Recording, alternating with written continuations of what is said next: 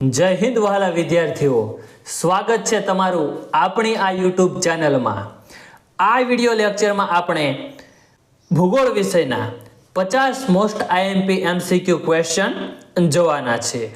2025-26 માં આવનારી પરીક્ષાઓને ધ્યાને રાખી અને સંપૂર્ણ નવા સિલેબસ મુજબ અને તાજેતરમાં જે પરીક્ષાઓ લેવાય છે એના નવા માળખા મુજબ પૂછાવાની ખૂબ જ શક્યતાવાળા પ્રશ્નો અહીંયા આપણે લીધેલા છે અને આપણી આ વર્લ્ડ ઓફ એજ્યુકેશન ચેનલની એક એવી પહેલ છે કે જેને કારણે તમામ વિદ્યાર્થીઓને ફટાફટ રિવિઝન પણ થઈ જાય અને સ્વમૂલ્યાંકન થઈ જાય કે મને કયા વિષયમાં કેટલું આવડે છે અને કેમાં વધારે તૈયારી કરવાની જરૂર છે।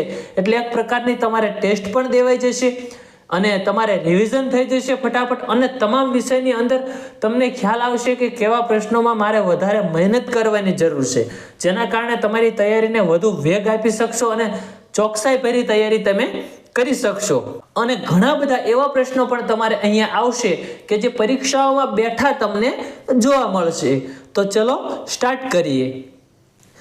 નીચેનામાંથી કચ્છનું કયું શહેર ચાંદી પરનું બારીક કોતરકામ અને મીનાકામ માટે જાણીતું છે? ભુજ શહેર જાણીતું છે। નીચેના વિધાનો તપાસો। ઉત્તર તરફ વહેતી નદીઓ સમુદ્રને નહીં મળતા બન્ની અને કચ્છની મુખ્ય ભૂમિની વચ્ચેના રણમાં સમાઈ જાય છે। એકદમ સાચી વાત છે। તમામ જે આ ઉત્તર તરફની વહેતી જે નદીઓ છે એ સમુદ્રને નથી મળતી, એ કચ્છના અખાત ને બન્ની ને આ જે રણભૂમિ છે એના વચ્ચે સમાઈ જાય છે। સાચું છે આ વાક્ય। કચ્છનો દક્ષિણ કિનારાનો નીચો પ્રદેશ કચ્છના બીજા ભાગો કરતાં વધુ વરસાદ મેળવતો હોવાથી ખેતીકીય દ્રષ્ટિએ વધુ ઉત્પાદક પ્રદેશ છે। સાચી વાત છે। ત્રીજા નંબરનું વિધાન, ઈસવીસન 2011ની વસ્તી ગણતરી અનુસાર કચ્છની વસ્તી ગીચતા માત્ર ને માત્ર 49 છે। આ વિધાન પણ એકદમ સાચું છે। જોઈએ નીચે। કચ્છમાં માંડવી, મુદ્રા, અંજાર, કંડલા અને ગાંધીધામ જેવા શહેરો કચ્છના ઉત્તર ભાગમાં આવેલા છે? ના, આ વિધાન સાચું નથી। જોઈએ નીચે આપણે ચકાસીએ કે ઉપરના જે ત્રણ વિધાનો આપણે જોયા એ સાચા હતા, ચોથું વિધાન ખોટું છે, તો ચોથું જેમાં ન આવતું એ ઓપ્શન ડી જ છે, 1, 2 અને 3। કચ્છના કયા શહેરમાં કાતર, ચપ્પુ અને સૂડી બનાવવાનો ગૃહ ઉદ્યોગ વિકસ્યો છે? કચ્છમાં પ્રવાસે જાય વિદ્યાર્થીઓ એટલે અહીંયાથી તલવારો લઈને આવે જ તે અંજાર શહેરમાં। અંજારમાં જેસલ તોરલની સમાધિ છે। ધાર્મિક જે સ્થળો છે એની દ્રષ્ટિએ આપણે ભૂગોળ જોઈએ આપણું, તો એની અંદર અંજાર છે, તો એની અંદર જેસલ તોરલની સમાધિ પણ આવેલી છે। ગુજરાતમાં કંડલા બંદરનો વિકાસ થયો તે પહેલા પેટ્રોલિયમની બધી જ આયાતો કયા બંદરેથી થતી હતી? ડી, ઓખા બંદરેથી થતી હતી। હાથથી બાંધેલી બાંધણીઓ માટે સૌરાષ્ટ્રનું કયું શહેર જાણીતું છે? બાંધણીનું નામ આવે તો સૌરાષ્ટ્રનું એક જ શહેર આવે અને એ છે જામનગર। સૌરાષ્ટ્રનું કયું શહેર તેના રંગીન રમકડા ઉદ્યોગ માટે જાણીતું છે? બી, મહુવા, ભાવનગર જિલ્લામાં આવેલું છે। સાબરમતીના મુખથી પશ્ચિમનો સૌરાષ્ટ્રનો ખંભાતના અખાતના કિનારાનો વિસ્તાર કયા નામે ઓળખાય છે?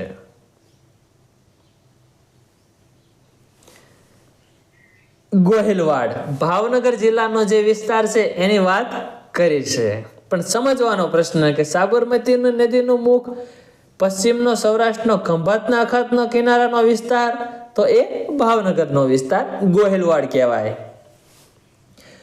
માંડવની ટેકરીઓનું સૌથી ઊંચું શિખર કયું છે?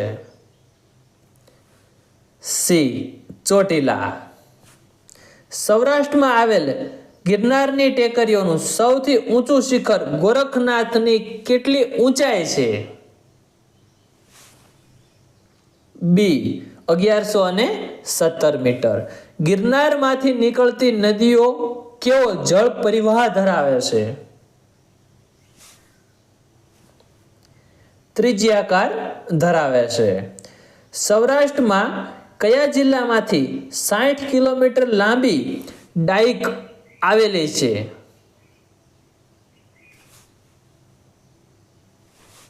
રાજકોટ. નળ સરોવરમાં આવેલ બેટ પૈકી કયો બેટ સૌથી મોટો બેટ છે? બી. પાનવડ. બાજરી. ગુજરાતમાં આવેલું કયું શહેર તેના અત્તર અને સુગંધી દ્રવ્યોના ઉદ્યોગ માટે જાણીતું છે? પાલનપુર. ભિલોડા ખાતે કઈ નદી પર બંધ બાંધવામાં આવ્યો છે? હાથમતી નદી ઉપર. નીચેનામાંથી કયા સ્થળે ઇફકોનું રાસાયણિક ખાતરનું કારખાનું આવેલું છે? કલોલ ખાતે. વાત્રકની પશ્ચિમે આવેલા કયા પ્રદેશના ક્યારીની જમીનમાં ડાંગરનો પાક પુષ્કળ થાય છે? સી. 10 કોસી. શેરડી નદીની ઉત્તરે આવેલો ખેડા જિલ્લાનો પ્રદેશ કયા નામે ઓળખાય છે? બી. માળના નામે ઓળખાય છે.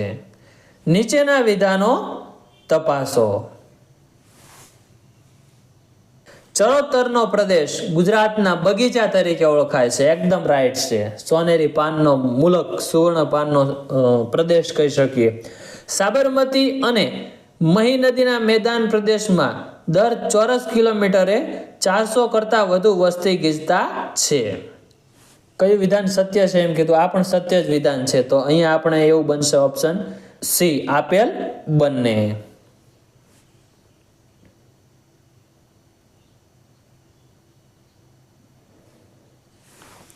બારમી સદીમાં અણહિલવાડ રાજ્ય શાસન દરમિયાન કયું બંદર મુખ્ય હતું?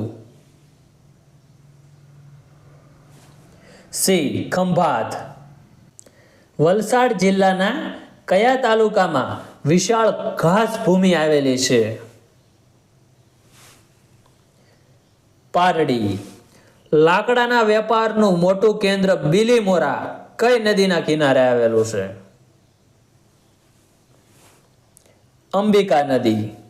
શિવરાજપુરની ખાણમાંથી કયું ખનિજ મળી આવે છે?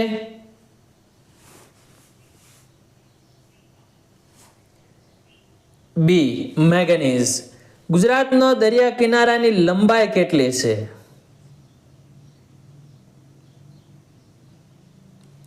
સી. 990 માઇલ.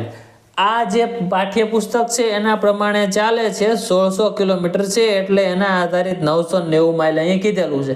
પણ તમને બીજી એક અપડેટ આપી દઉં કે નવો સર્વે થયો છે. નવો સર્વે થયો છે એના મુજબ ગુજરાતનો દરિયા કિનારો એ 700 કિલોમીટર જેટલો વધી ગયો છે. 1600 હતો 2340 કિલોમીટર થઈ ગયો છે. કરંટની દ્રષ્ટિએ આ ખૂબ જ મહત્વનો પ્રશ્ન છે કે નવા સર્વે મુજબ ગુજરાતનો દરિયા કિનારો કેટલા કિલોમીટર થઈ ગયો છે? તો કેટલો? 700 કિલોમીટર વધીને હવે 2300 કિલોમીટર જેટલો થઈ ગયો છે. એટલે ટૂંકમાં આ માપણી જે છે ને એ વ્યવસ્થિત કરેલી છે. એટલો બધો દરિયો વધી ગયો એવું નથી. પણ પહેલાના સમયમાં શું કે માપણી ડાયરેક્ટ કરેલી એટલે આપણને 1600 કહી દીધું. પણ હવે આ માપણી છે ને એ ચોકસાઈ વાળી કરેલી છે. દરિયાઈ ભાગ જે ત્રણેય બાજુ જમીનથી ઘેરાયેલ હોય તેને શું કહે છે? દ્વીપકલ્પ. આપણું જે દક્ષિણ ભારત છે એ આખું દ્વીપકલ્પ જ કહેવાય. સૌથી વધુ મહાબંદરો ધરાવતું રાજ્ય કયું છે? તમિલનાડુ. સૌથી ઓછો દરિયા કિનારો કયો જિલ્લો ધરાવે છે?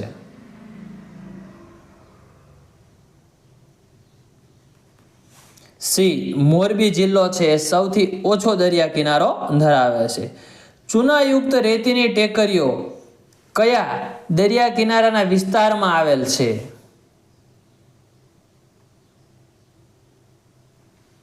જખૌથી માંડવી.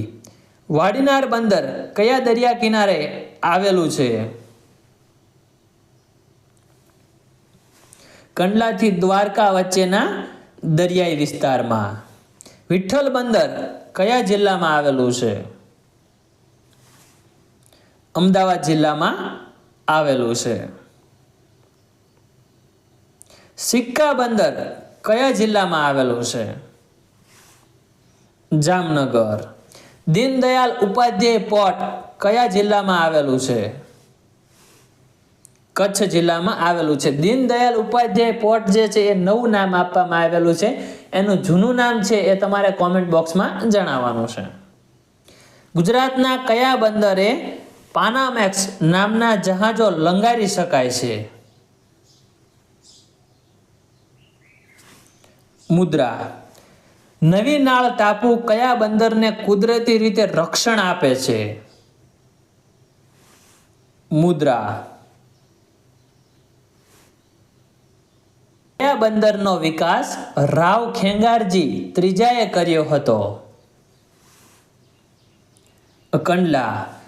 કચ્છના રણનો વિસ્તાર કેટલો છે?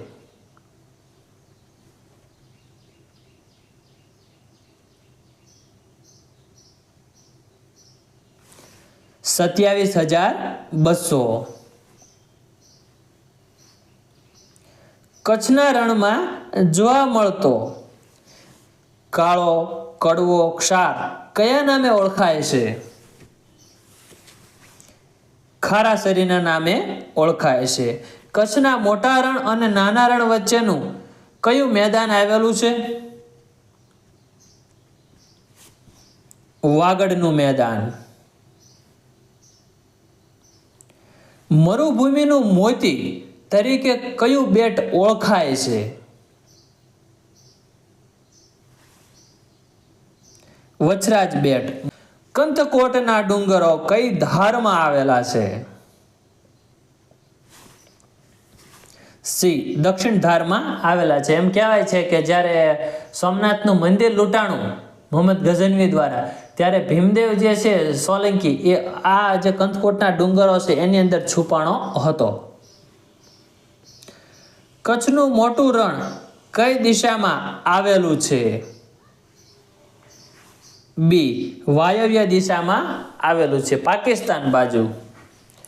ગુજરાતના દરિયા કાંઠે કઈ માછલીઓ મળી આવે છે?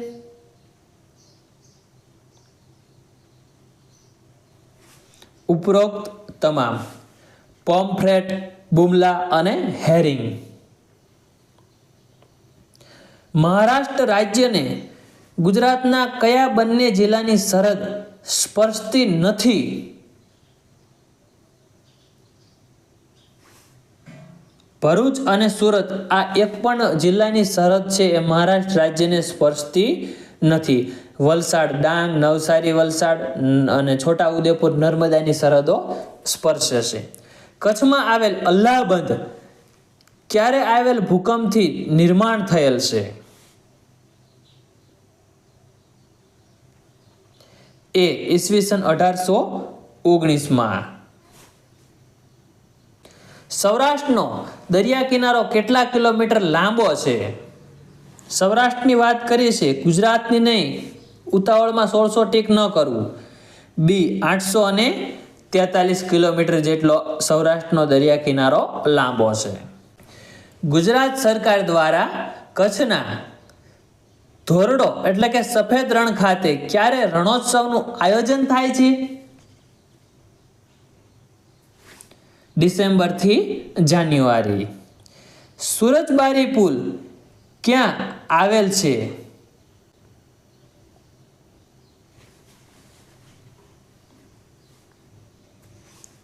કચ્છના નાના રણમાં આવેલ છે. બનાસ, રૂપેણ અને સરસ્વતી નદી ક્યાં સમાઈ જાય છે?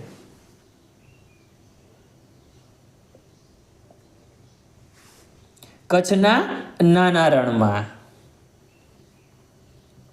ઈસવીસન 1842માં કયા અંગ્રેજ અધિકારી દ્વારા કચ્છના દરિયા કિનારે આવેલ સિરકીક પ્રદેશને જીતી અને ભારતમાં જોડી દેવામાં આવ્યો?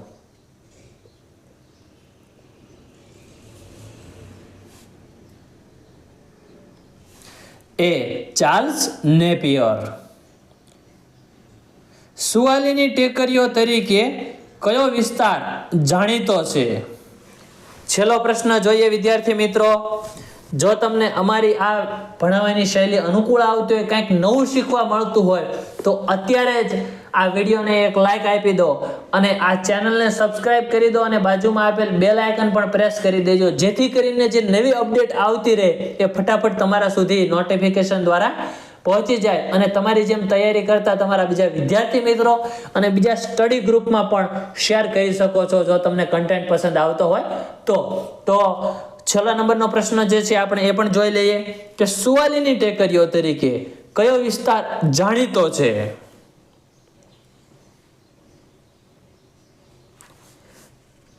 એ મહી અને ઢાઢર વચ્ચેનો દરિયા કિનારો.